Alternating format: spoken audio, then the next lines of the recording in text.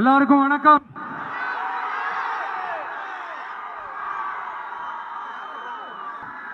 கிட்டத்தட்ட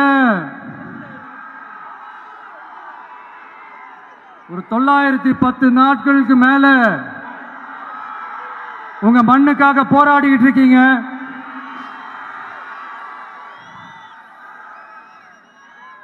உங்க போராட்டத்தை பத்தி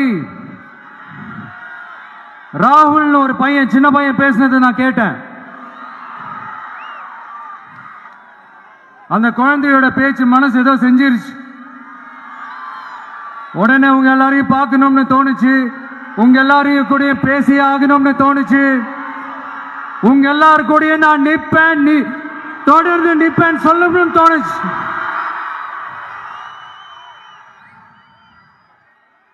ஒவ்வொரு வீட்டுக்கும் ரொம்ப முக்கியமானவங்க அந்த வீட்டில் இருக்கிற பெரியவங்க தான். அதே மாதிரிதான் நம்ம நாட்டுக்கு ரொம்ப முக்கியமானவங்க உங்களை மாதிரி விவசாயிங்க தான்.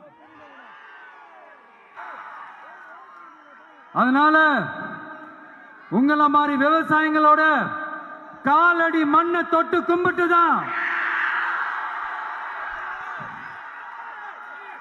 என்னோட பயணத்தை தொடங்கணும்னு ஒரு முடிவோட தான் இருந்தேன். அதுக்கு சரியான இடம் இதுதான் எனக்கு தோணுச்சு.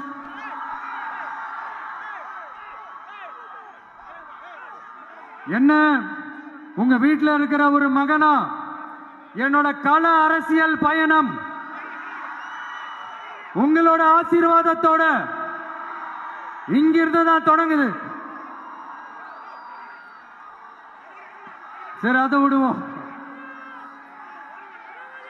நம்மளுடைய முதல் மாநில மாநாட்டில் நம்ம கட்சியினுடைய கொள்கையை பத்திலாம் நான் எடுத்து சொன்னேன். அதுல ஒண்ணுதான் இயற்கை வள பாதுகாப்பு.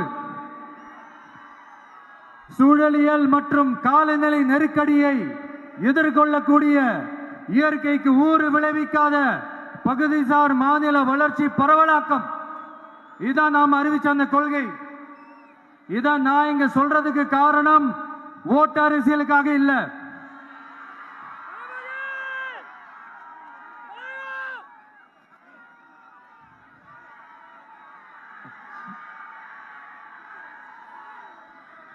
இன்னொரு தீர்மானம் அதே மாநில மாநாட்டில் நான் சொன்னேன். அது விவசாய நிலங்கள் பாதுகாப்பு கொள்கை தீர்மானம். அதுல காஞ்சிபுரம் மாவட்டம் பரந்தூரில் 1000க்கும் மேற்பட்ட ஏக்கர் பரப்பளவில் 13 நீர்நிலைகளை அழிச்சு சென்னையை நிரந்தரமாக வெள்ளக்காடாக்கும் திட்டத்தை ஒன்றிய மாநில அரசுகள் கைவிட வேண்டும் வலியுறுத்தின. அது மட்டும் இல்லாம இந்த மண்ணுக்காகவும் மக்களுக்காகவும் நம்ம விவசாயிகள் பாதிக்கிற இந்த திட்டத்துக்கு எதிராக சட்ட போராட்டம் நடத்தவும் தயங்க மாட்டோம்னு சொல்லியிருந்தோம். அதை இங்க உங்க முன்னாடி ரொம்ப ஸ்ட்ராங்கா வலியுறுத்துறேன். இந்த பிரச்சனையில நான் உங்களோட உறுதியா நிற்பேன். இன்னொரு முக்கியமான விஷயம், நம்மள ஆண்டுகிட்டு இருக்கிற ஒன்றிய அரசுக்கும் மாநில அரசுக்கும் நான் சொல்லணும்னு நினைக்கிறேன். நான் இங்க வளர்ச்சிக்கு எதிரானவெல்லாம் கிடையாது. ஏர்போர்ட்டே வரக்கூடாதுன்னு நான் சொல்லல, இந்த இடத்துல வரக்கூடாதுன்னு நான் சொல்றேன். இதை நான் சொல்லலன்னு வைங்களேன், இவன் வளர்ச்சிக்கு எதிரானவன் அப்படி இப்படின்னு சொல்லி ஒரு கதையை கட்டி ஆரம்பிச்சிருவாங்க. சரி, நமக்கு அதை பத்தி எல்லாம் கவலை இல்லைன்னு வைங்க. எல்லாத்துக்கும் மேல இன்னைக்கு இந்த பூமியில வாழ்ற எல்லா உயிரினங்களோட இருப்பையும் புவி வெப்பமயமாதல் பயமுறுத்திக்கிட்டு இருக்கு. அதனுடைய ரிசல்ட் தான் ஒவ்வொரு வருஷமும் இந்த மழை காலத்துல வெள்ளத்துல சென்னை சிட்டி எப்படி தத்தளிச்சுக்கிட்டு இருக்கிறது நம்ம பாக்குறோம். இப்ப ரீசன்ட் டைம்ல எடுத்த ஒரு அறிவியல் ஆய்வுல இப்படி ஒவ்வொரு வருஷம் சென்னையில வர ஃப்ளட்டுக்கு காரணமே இங்க இந்த சுற்றுவட்டார பகுதியில் இருக்கிற சதுப்பு நிலங்களை, நீர்நிலைகளை அழிச்சது தான் சொல்லுது. இப்படி ஒரு சூழல் இருக்கும் போது 90% ஆஃப் விவசாய நிலங்கள், 90% ஆஃப் நீர்நிலைகளை அழிச்சு இங்க அந்த பரந்தூர் விமான நிலையத்தை கொண்டு வரணும்னு எடுக்கிற அந்த முடிவை எந்த அரசா இருந்தாலும் அது மக்கள் விரோத அரசா தான் இருக்க முடியும்.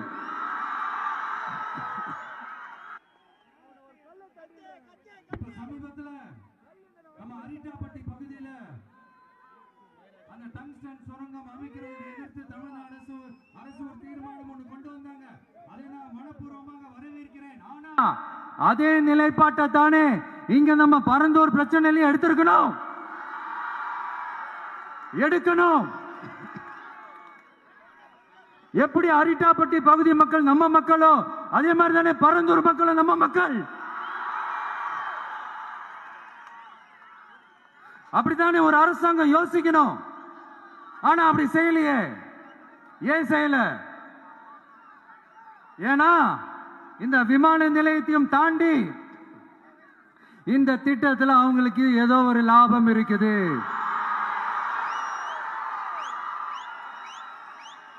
அத நம்ம மக்கள் தெளிவா புரிஞ்சு வச்சிருக்கிறாங்க. நம்மளுடைய ஆட்சியாளர்களுக்கு ஒரு சில கேள்விகள். நீங்க எதிர்கட்சியா இருக்கும் போது 8 வழிச்சாலையை எதிர்த்தீங்க, அந்த காட்டுப்பள்ளி துறைமுகத்தை எடுத்தீங்க. அதே தானே இங்கேயும், அதே நிலைப்பாடு தானே இங்கேயும் எடுக்கணும்.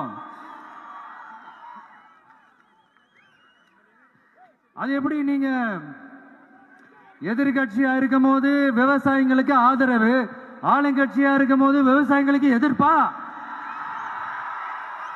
இது எனக்கு புரியலையே.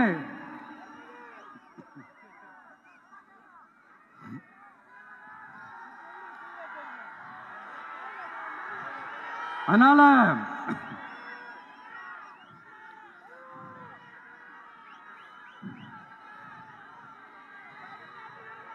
இனிமேலும் சொல்றேன், உங்க நாடகத்தெல்லாம் பார்த்துக்கிட்டு மக்கள் சும்மா இருக்க மாட்டாங்க. நீங்க உங்களோட வசதிக்காக அவங்களோட நிக்கிறதும் அவங்களோட நிக்காம இருக்கிறதும், நாடகம் ஆடுறதும் நாடகம் ஆடாம இருக்கிறதும், அது சரி. நம்புற மாதிரியே நாடகம் ஆடுறதுல தான் நீங்க கில்லாடிங்களாச்சே. அதையும் மீறி நம்ம விவசாயிங்க உங்க போராட்டத்துக்கு எதிராக போராடினாங்கன்னா பிரச்சனை தான். அதனால இனிமேல் உங்க நாடகத்தை பார்த்துக்கிட்டு மக்கள் சும்மா இருக்க மாட்டாங்க. உங்களோட இந்த விமான நிலையத்துக்காக நீங்க ஆய்வு செஞ்ச இடத்தை மறு ஆய்வு செய்யணும்னு ஒன்றிய அரசுக்கும் மாநில அரசுக்கும் நான் கேட்டுக்கிறேன். விவசாய நிலங்கள் இல்லாத இந்த பாதிப்புகள் குறைவா இருக்கிற இடங்களா பார்த்து உங்களுடைய விமான நிலையத்தை கொண்டு வாங்க. வளர்ச்சி தான் மக்களை முன்னேற்றம். ஆனா அந்த வளர்ச்சின்ற பேர்ல நடக்கிற அழிவு மக்களை ரொம்பவே பாதிக்கும்.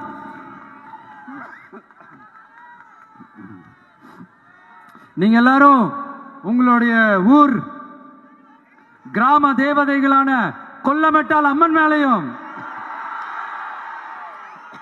எல்லை அம்மன் மேலையும் ரொம்பவே நம்பிக்கை வச்சிருக்கீங்கன்றது எனக்கு தெரிஞ்சது. அந்த நம்பிக்கையை இழந்துடாதீங்க. உங்களுக்காகவும் உங்க ஊருக்காகவும் இனி உங்க வீட்டு பிள்ளையான நானும் தமிழக வெற்றி கழகத்தோட தோழர்களும் சட்டத்துக்கு உட்பட்டு எல்லா வழிகளிலும் உங்களோட உறுதி அனுப்பேன். உங்களோட ஊருக்குள்ள ஏகனாபுரம் ஊருக்குள்ள வந்து அந்த திடல்ல தான் உங்க எல்லாரையும் மீட் பண்ணணும்னு நினைச்சேன். ஆனா எனக்கு பர்மிஷன் கிடைக்கல. இங்கதான் பர்மிஷன் கொடுத்தாங்க. நான் ஏன் ஊருக்குள்ள வரணும்னு தடையின்னு எனக்கு தெரியல. இப்படிதான் கொஞ்ச நாளைக்கு முன்னாடி நம்ம புள்ளிங்க ஒரு நோட்டீஸ் கொடுத்ததுக்கு தடை விதிச்சாங்க. ஒரு துண்டு சீட்டு நம்ம பிள்ளைங்க கொடுத்ததுக்கு. அது ஏன்னு எனக்கு புரியல. அதனால கான்பிடண்டா இருங்க, நல்லதே நடக்கும், வெற்றி நிச்சயம். செய்திகளை உடனுக்குடன் தெரிந்து கொள்ள உங்கள் கரம் டிவியை சப்ஸ்கிரைப் செய்யுங்கள். அதோடு பெல் பட்டனையும் கிளிக் செய்யுங்கள்.